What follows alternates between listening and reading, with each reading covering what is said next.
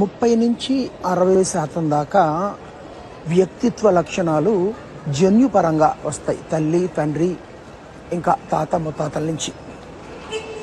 అంటే మనం ఏంటో అదే చాలా మట్టుకు మన పిల్లలు. రెండోది మన పెంపకం. పిల్లలు మన జన్యువుల్ని పంచుకొని పుడతారు. అంతేకాకుండా మన ప్రవర్తనను చూసి వాళ్ళు అనుకరిస్తారు. ఇక మూడోది పిల్లల చదువు. క్లబ్బులు లాంటి స్కూళ్ళు, ఇంత ఫీజు, అంత బిల్డింగు, ఇన్ని ఎకరాలు, ఇన్ని గుర్రాలు అని కాకుండా ఎన్ని స్కూల్స్ ఉన్నా ఇప్పటికీ ఎన్నో కొన్ని పిల్లలకి మంచి బుద్ధులు చెప్పే చదువు ముఖ్యం. చదువు అంటే కేవలం మార్కులే కాదు, మార్కులు ముఖ్యం, కానీ బతకడం నేర్పేది, బతుకు దారి చూపేది చదువు. అవన్నీ నేర్పే చదువు చెప్పించాలి.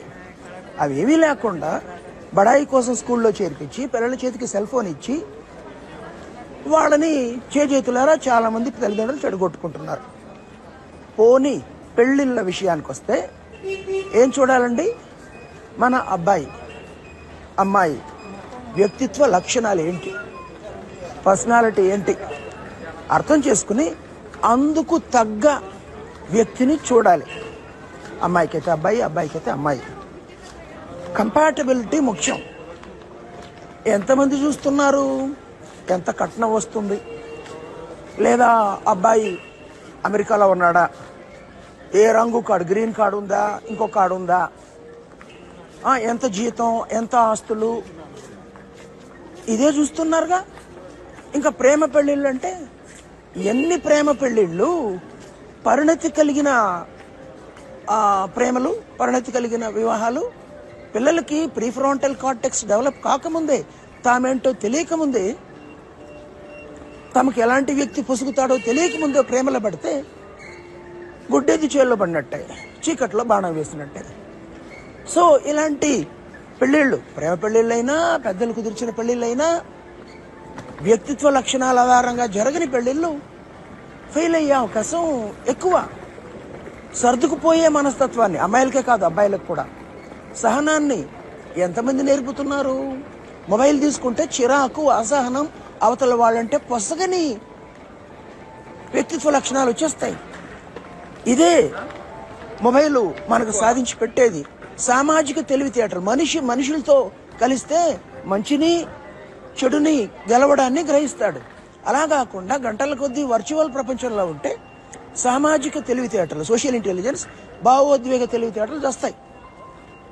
ఇలాంటి వాళ్ళు చిన్న విషయానికే భార్యాభర్త కూర్చుకుంటారు, విడిపోతారు. విడిపోయారు, చచ్చారు, బాగానే ఉంది అక్కడ దాకా, అందరినీ చెప్పట్లేదు నేను. మళ్ళీ సోషల్ మీడియా ఎక్కి స్త్రీ ద్వేషాన్ని, పురుష ద్వేషాన్ని, అమ్మాయి తరపు వారైతే మగవాళ్ళంతా అయితే అందరూ వెధవలు, మా అమ్మాయిని పెళ్లి చేయను, మా అమ్మాయిలకి పెళ్లి చేయను అని చెప్పడం. ఇంకా అబ్బాయిలైతే అమ్మాయిలంతా ఇలాగే, ఇది అది. ఇందాక చూసాను ఒక పోస్ట్, బెంగళూరులో సాఫ్ట్వేర్ జాబ్ చేస్తున్న అమ్మాయిలు పెళ్లి చేసుకోవద్దు,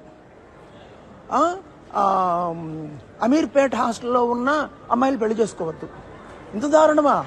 ఎస్, బెంగళూరులో సాఫ్ట్వేర్ జాబ్ చేస్తున్న వారిలో ఎంతో కొంత శాతం, అమీర్పేట్ హాస్టల్లో అమ్మాయిల్లో ఎంతో కొంత శాతం తప్పుదారులు వెళ్తుండొచ్చు. బట్ అందరినీ ఒకే ఘాటు కట్టేసి, అంటే పిచ్చి బాగా ప్రకోపించిపోయి, అన్నిటికంటే ఏంటంటే, అరే బాగా బతకండి, పెళ్ళిళ్ళు లేకపోతే ఒంటరితనం వచ్చేస్తుంది, అమ్మా నాన్న కొన్నేళ్ళు చచ్చిపోతారుగా. ఇప్పుడు నువ్వు కుటుంబంలో పుట్టి చచ్చావు, కుటుంబం లేకపోతే నువ్వు భూమిపైకి వచ్చిండేదాన్ని కాదు, వచ్చి ఉండేవాడివి కాదు. ఓకే, ఇప్పుడైతే కుటుంబ రక్షణ ఉంది. రేపొద్దున ఇంకొన్నేళ్లకి మనిషి తోడు లేకపోతే ఏమొస్తుంది?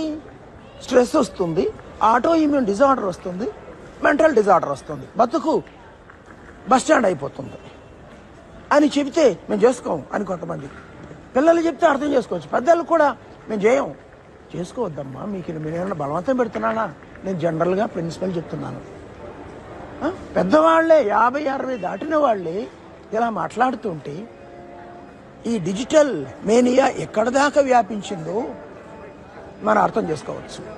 నన్ను అంటారా, కొన్ని వేల మంది పిల్లలకి సరైన దారిలో చూపుతున్నాను. నేను ఫేస్బుక్లో పెట్టేది, నేను చేస్తున్న విషయాల్లో ఒక 5%, 95% మా పిల్లల్ని ఎడ్యుకేట్ చేస్తున్నాను. వాళ్ళు మంచి దారిలో వెళుతున్నారు.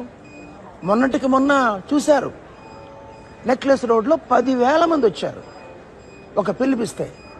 అది నేను చేస్తున్నది. నా వంతుగా సమాజానికి చేస్తున్నాను, ఆచరిస్తున్నాను, చూపుతున్నాను, చేస్తున్నాను. నా వంతు బాధ్యతగా సోషల్ మీడియాలో పెడుతున్నాను. అంతేనండి. As simple as that. Thank you.